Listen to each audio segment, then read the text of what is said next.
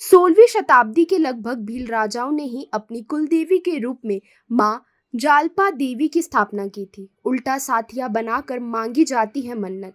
मन्नत पूर्ण होने पर साथिये को सीधा बनाकर माता के दर्शन किए जाते हैं।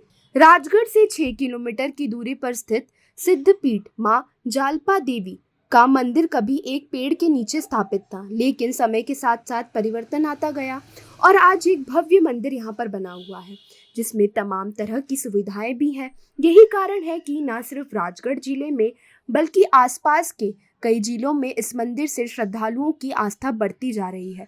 खासकर नवरात्र में, चाहे कुमार की नवरात्रि हो या फिर चैत्र की, दोनों ही समय यहाँ हजारों की संख्या में लोग दर्शन के लिए पहुँचते हैं। माँ जालपा देवी की स्थापना को लेकर कई तरह की मान्यताएं हैं, जिसमें कोई कहता है कि माँ जालपा देवी की मूर्ति खुद ही जमीन से प्रकट हुई।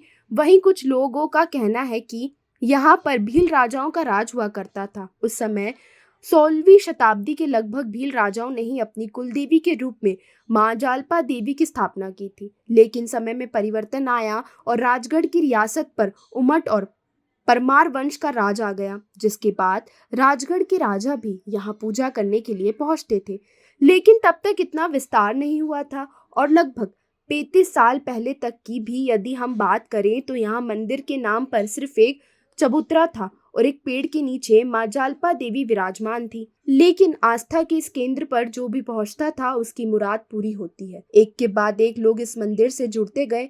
मंदिर से बढ़ती लोगों की आस्था को देखते हुए जिला प्रशासन द्वारा एक ट्रस्ट बना दिया गया, जिसके संरक्षण खुद पदेन कलेक्टर है और पूरी कार्यकारिणी ट्रस्ट की बनी हुई है। इसी के आधार पर मंदिर परिसर में विकास होता गया और अब यहाँ हाईवे से मंदिर तक पहुँचने के लिए सुगम रास्ता है। वहीं मंदिर का बड़ी परिसर संतों को रोकने के लिए, आश्रम भंडारा कराने के लिए बड़ा परिसर और एक बड़ी यज्ञशाला भी यहाँ बन चुकी है। पानी और अन्य तरह की भी तमाम सुविधाएं अब इस मंदिर के पास मौजूद हैं।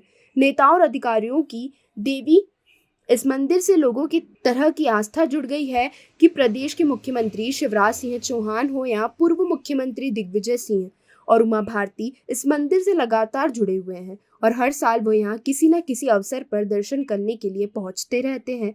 वहीं जिले की कमान संभालने वाले कोई भी कलेक्टर हो या एसपी राजगढ़ जिले में आने के साथ ही सबसे पहले माँ जालपा का आशीर्वाद लेने के लिए पहुँचते हैं।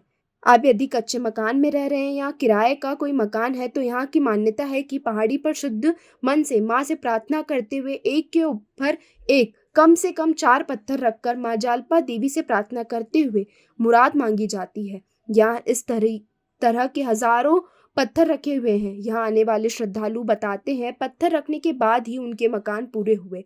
उल्टा स्वास्तिक बनाकर मांग कोई भी मुराद पूरी होती है।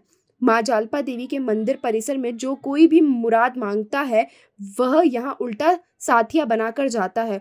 जब मुराद पूरी हो जाती है तो उसी उल्टे साथिये को सीधा कर दिया जाता है। यहाँ बने सीधे साथिये बताते हैं कि हर साल कितने लोगों की मुरादें पूरी हो रही हैं और उल्टे साथिये यह दर्शाते हैं कि लोगों की श्रद्धा और आस्था कितनी माँ जालपा देवी से जुड़ रही है।